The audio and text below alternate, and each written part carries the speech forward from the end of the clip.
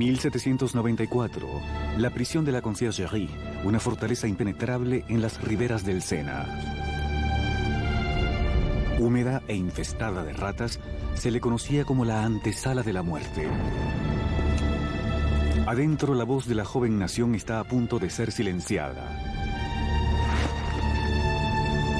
Mientras cortan su cabello y desnudan su cuello para la cuchilla de la guillotina, Maximiliano Robespierre se prepara para pagar el precio por el cataclismo que ha generado. La explosión de eventos que se convirtieron en la Revolución Francesa. La Revolución Francesa fue ese momento extraordinario cuando el pueblo comenzó a creer que podía realmente rehacer todo en la sociedad, que no solo podían cambiar las políticas y las instituciones, sino la propia naturaleza humana mediante la acción política. La Revolución Francesa realmente constituye la encrucijada del mundo moderno donde todo comenzó a cambiar de rumbo. La revolución hizo que el mundo feudal le volviera la espalda a la tradición aristocrática y trazara un nuevo y violento curso hacia el futuro.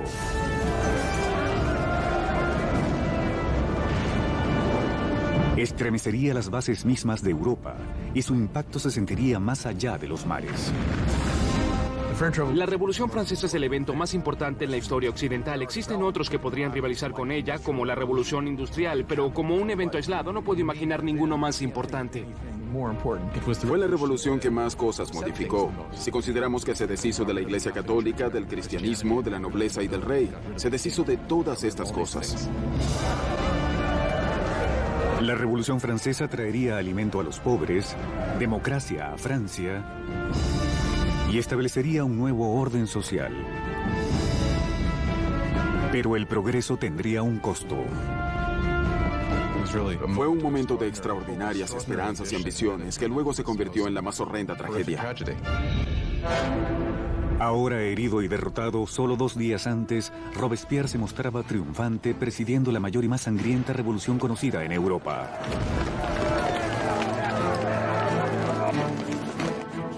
Era tan fiel a sus ideales que fue llamado el incorruptible, y era tan poderoso que la menor de sus declaraciones podía causar terror en toda una ciudad. Al ser un maestro orador, las palabras de Robespierre eran sus armas. Ahora, silenciado por una bala en la mandíbula, espera el mismo fin rápido y brutal que les ocasionó a tantos otros. La revolución está a punto de aniquilar a uno de los suyos.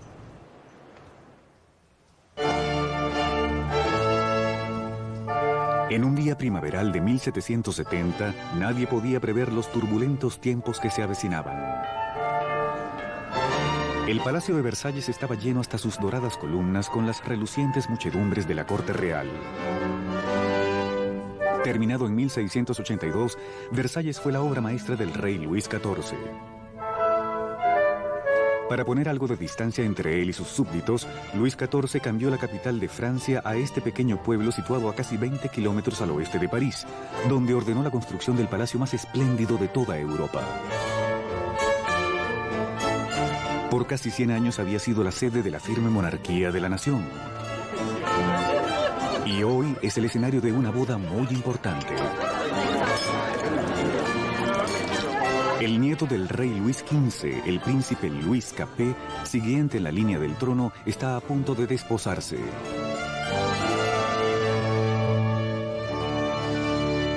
Con solo 15 años en el día de su boda, Luis Capet se muestra tímido y vacilante, y con pocas de las características esperadas de un futuro rey, y menos aún de un esposo.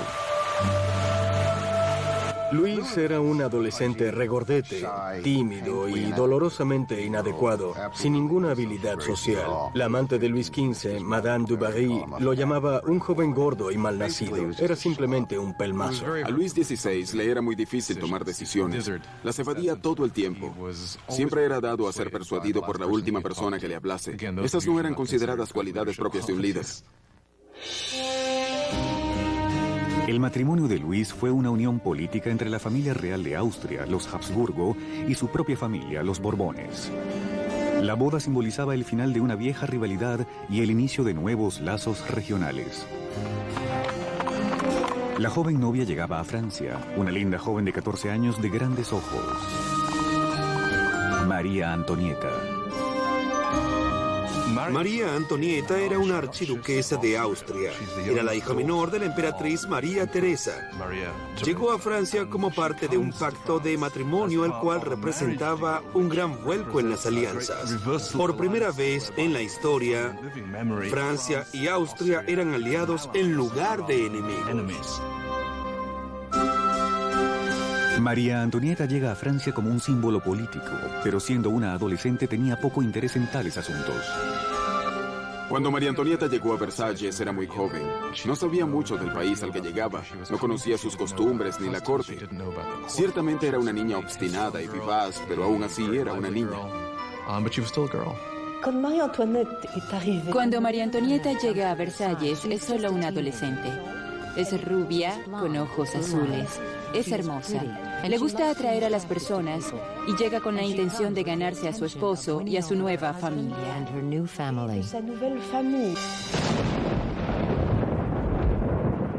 En la noche de la boda hubo una tormenta agorera. Pero adentro, la grandiosidad de la ceremonia ilumina el palacio cuando los recién casados se dirigen a la alcoba real.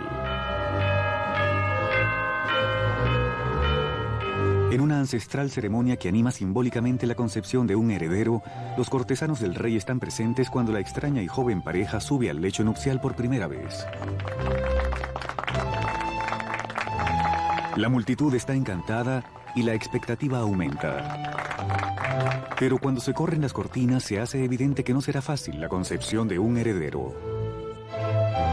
Luis no estaba interesado en reinar y tampoco estaba particularmente interesado en amar, así que no le prestó atención a las primeras noches e incluso después. Pasarían muchos años para que el matrimonio finalmente se consumase. La falta de un heredero pronto levantaría rumores por todo el reino que perseguirían a la pareja por años. La gran gala de la boda continuó por días enteros, pero fuera de las puertas del Palacio de Versalles había pocas razones para celebrar. Años de mala gestión por parte de la monarquía habían dejado al pueblo de Francia lleno de hambre y necesidades. Casi una década antes, Luis XV había perdido la Guerra de los 7 Años, en la que luchó contra Inglaterra por territorios en América del Norte. El desafortunado conflicto casi llevó a Francia a la bancarrota, tanto financiera como en su prestigio. Las arcas del país estaban casi vacías, incluso a pesar de que su población aumentaba cada día. Ya sin enfermedades como la peste negra, menos personas fallecían y había más personas hambrientas. Francia pasó de 20 millones a 26 millones de personas en el siglo XVIII, luego de haber crecido solo 1 millón en los 2 siglos anteriores. Eso causó gran tensión y generó mucha ansiedad. 4 años después de la boda real, el abuelo del príncipe Luis perdió su batalla final contra la viruela. Luis XV muere siendo un rey vencido y poco popular y deja atrás un país al borde del caos. En una lujosa ceremonia, el joven príncipe Luis heredó el trono y fue coronado como el rey Luis XVI. A pesar de haber insistido en tener una grandiosa coronación, Luis sabe que está terriblemente mal preparado para el cargo. En el momento en que muere su abuelo y se hace evidente de pronto que él es el rey, Luis XVI no sabe qué hacer. Siente como si el mundo le cayese encima. A pesar de haber sido educado para convertirse en rey, siente que no está listo para eso. Para un reino en crisis, Luis XVI era la peor opción posible. El rey de 20 años rezaba: «Protégenos, Señor, porque reinamos muy jóvenes». Acomodados en los aposentos reales de Versalles, Luis y María Antonieta comienzan su nueva y prometedora vida como jóvenes monarcas. Mientras tanto, a solo 20 kilómetros en París, otra nueva era florece. Una era que está en curso de colisión con la propia monarquía. Es una era peligrosa de nuevas ideas, la era de la Ilustración.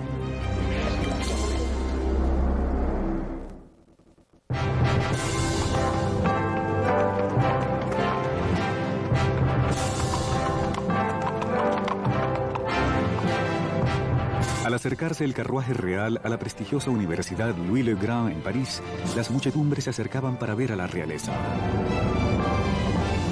Era el día de dar la bienvenida a la ciudad de París al recién coronado rey Luis XVI y a su joven encantadora esposa austríaca. Y a la cabeza del comité de bienvenida se encuentra un joven y prometedor estudiante de leyes, Maximiliano Robespierre. Cuando Robespierre era estudiante, el rey visitó la universidad y Robespierre le habló en latín al rey. Así que de hecho, habló con Luis XVI cuando era un adolescente. El rey apenas notaba al joven Robespierre mientras éste daba su respetuoso discurso en latín. Pero años después, sus destinos se cruzarían nuevamente en circunstancias diferentes, mucho más oscuras. Era uno de esos rituales que suceden siempre en todas las escuelas y sin embargo estaba cargado de ironía, ya que tenemos a un joven Robespierre leyendo un discurso en honor del hombre que luego mataría. Por ahora, la bienvenida es cálida y la alabanza es sincera.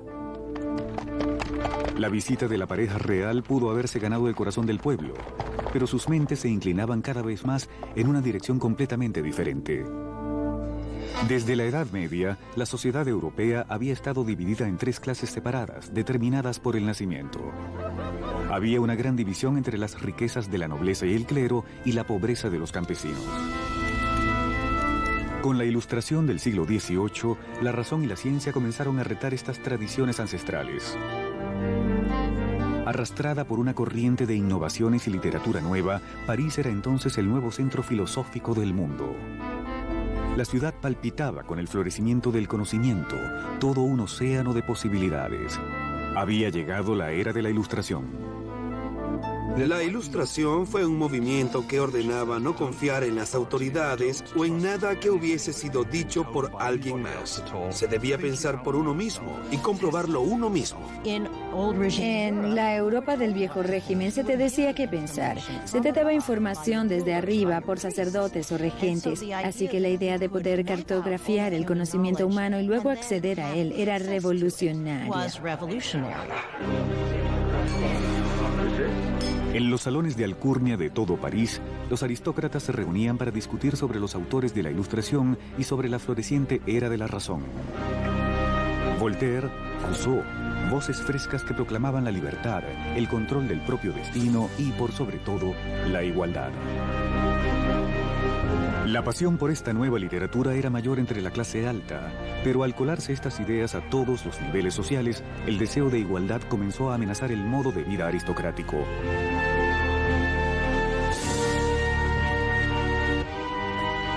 Lo realmente peligroso era que con el tiempo se cuestionaría la razón de que los aristócratas fuesen privilegiados. ¿Por qué es el mundo como es? ¿Podemos cambiarlo para hacerlo un lugar mejor? ¿No es posible el progreso? Todo eso terminaría por minar la idea de que la monarquía, la aristocracia y la jerarquía eran naturales.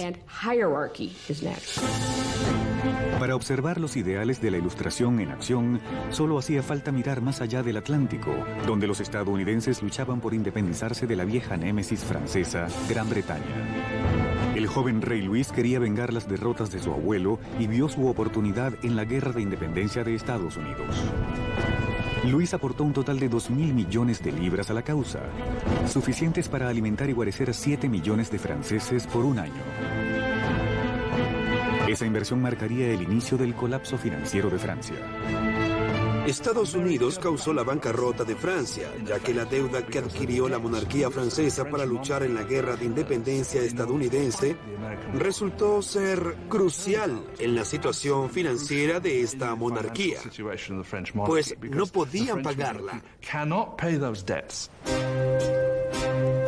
Mientras Luis enviaba dinero y tropas a